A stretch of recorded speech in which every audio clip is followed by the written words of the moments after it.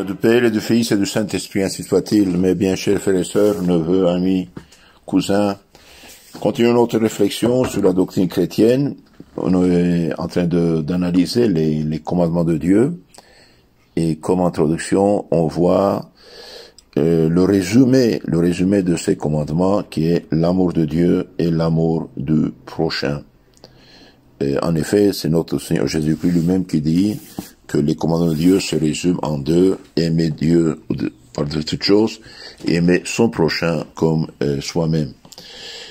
Et continuons à analyser ce thème, c'est très intéressant. François Spirago, dans son catéchisme populaire catholique, nous explique très bien ce thème de l'amour de Dieu, du prochain. Le commandement de l'amour de Dieu, page 212. Nous devons aimer Dieu parce que Dieu l'ordonne, parce qu'il est l'être le plus beau et le plus parfait, parce qu'il nous aime et nous comble de ses bienfaits. Nous prouverons que nous aimons Dieu si nous le désirons continuellement, si nous fuyons ceux qui nous séparent de lui, si nous travaillons à sa gloire et si nous acceptons avec soumission ce qui vient de lui. Donc, une preuve de l'amour de Dieu, et si nous l'aimons vraiment, nous le désirons être avec lui, vivre en sa grâce. Si nous fuyons de ceux qui nous séparent de lui, si nous fuyons, nous éloignons du péché, des occasions de péché, si nous travaillons à sa gloire, et si nous acceptons avec soumission ce qui vient de lui. Celui qui aime Dieu pense continuellement à lui, se plaît à parler de lui et à en entendre parler de Dieu. Celui qui aime Dieu fuit le péché et n'attache pas son cœur aux biens et aux joies de la terre. Celui qui aime Dieu travaille volontiers pour sa gloire. Celui qui aime Dieu le remercie de ses bienfaits et accepte volontiers les souffrances qu'il lui envoie. Celui qui aime Dieu aime aussi son prochain pour l'amour de Dieu. Nous devons aimer Dieu de toutes nos forces et par-dessus toutes choses. Nous aimons Dieu de toutes nos forces si nous rapportons tout à Dieu, nos pensées, nos paroles et nos œuvres. Nous aimons Dieu par-dessus tout si nous sommes prêts à tout sacrifier aussitôt qu'il l'exige. Il est permis d'aimer aussi les créatures, mais seulement pour l'amour de Dieu. L'amour de Dieu nous est très utile. Il nous unit à Dieu déjà en ce monde, éclaire notre raison, fortifie notre volonté, nous obtient le pardon de nos fautes, la paix de l'âme, de nombreuses autres faveurs, et après notre mort, la joie du ciel. De la grandeur de notre amour pour Dieu dépendra la valeur de nos bonnes œuvres et le degré de notre félicité éternelle.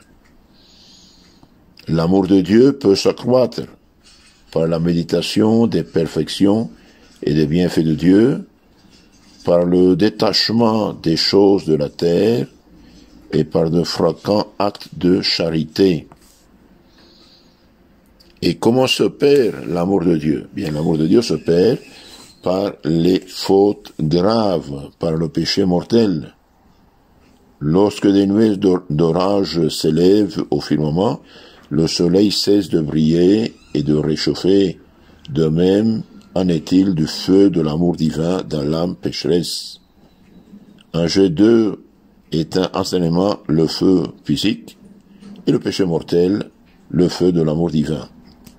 Celui qui a perdu l'amour de Dieu s'est détourné de lui pour se tourner vers les créatures. Le péché seul est capable de nous ôter la charité. C'est pourquoi saint Paul dit: « Je suis assuré que ni la vie, ni la mort, ni les anges, ni les principautés, ni les puissances, ni le présent, ni l'avenir, ni aucune créature pourra jamais nous séparer de l'amour de notre Seigneur Jésus-Christ. » lettre aux Romains 8, 38. Alors, le contraire de l'amour de Dieu, c'est l'amour du monde. Celui qui préfère l'or, la bonne chair, les honneurs terrestres, etc., les plaisirs pécamineux par-dessus tout, est possédé par l'amour du monde. L'amour du monde fait perdre la grâce sanctifiante et l'éternité bienheureuse. L'amour du monde aveugle l'homme et le détourne de Dieu. L'amour du monde fait perdre la paix intérieure et fait craindre la mort. L'amour du monde conduit à la haine de Dieu et de ses serviteurs. L'amour de Dieu cesse avec la mort. Maintenant, voyons le commandement de l'amour du prochain. Tout ce que je suis en train de dire, c'est les titres des petits chapitres qui suivent. Hein. Donc, si on veut vraiment approfondir ce thème, je vous conseille de vous chercher, de descendre d'Internet, le catéchisme catholique populaire de François Spirago. Il explique très bien tout ça. Hein. Maintenant, voyons le commandement de l'amour du prochain. Tout homme est notre prochain, sans distinction de religion, de nationalité, d'âge, de sexe et d'état, dit saint Augustin. L'histoire du bon samaritain nous apprend que l'étranger et même l'ennemi est notre prochain, selon saint Luc 10. Bien des personnes, hélas, ne considèrent comme leur prochain que ceux qui appartiennent à leur famille ou à leur nationalité ou même à la même religion. Dans le Christ, il n'y a ni juif ni grec, mais tout est un. Galates 3, 28. On aime tout homme pour l'amour de Dieu, pour le mener à Dieu, pour le faire baptiser et les mener au ciel. Nous devons aimer le prochain parce que Jésus-Christ l'ordonne, parce qu'il est enfant de Dieu et créé à l'image de Dieu. Enfin, parce que nous descendons des mêmes parents et que nous sommes tous appelés à l'éternité bienheureuse. L'amour du prochain existe dans notre âme lorsque nous sommes de tout cœur bienveillants envers lui, que nous ne lui nuisons pas et qu'au contraire, nous lui faisons du bien.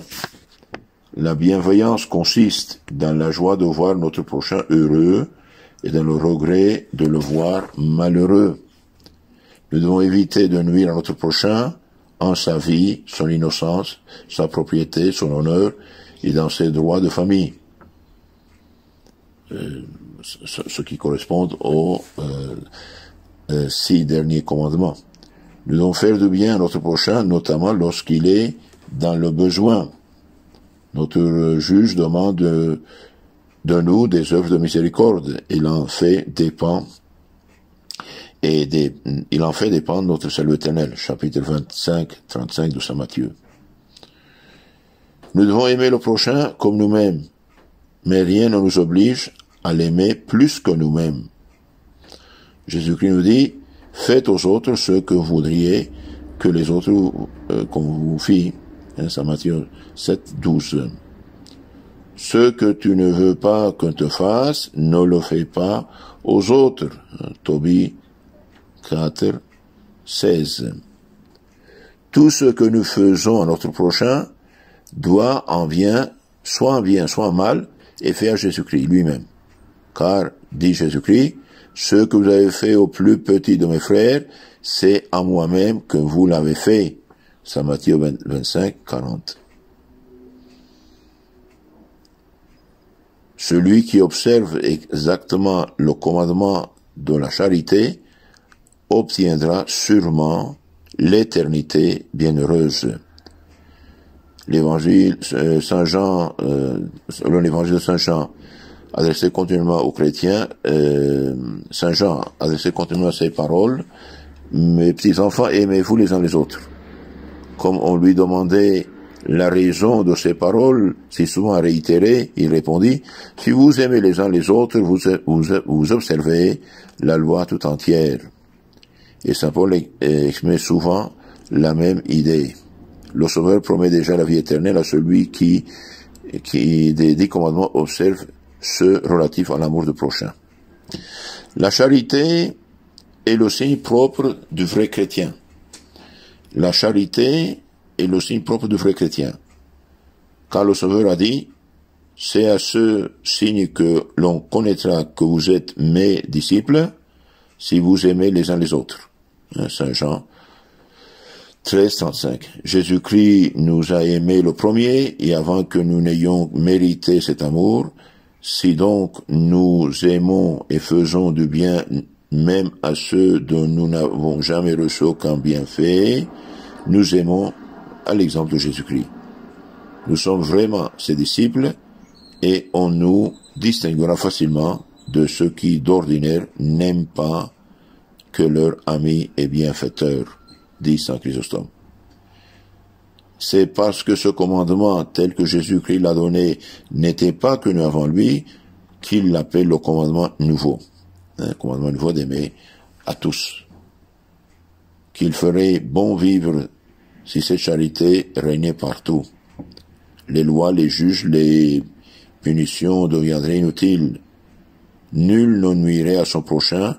Les meurtres, les disputes, les émeutes, le pillage, l'usure et d'autres maux seraient inconnus parmi les hommes.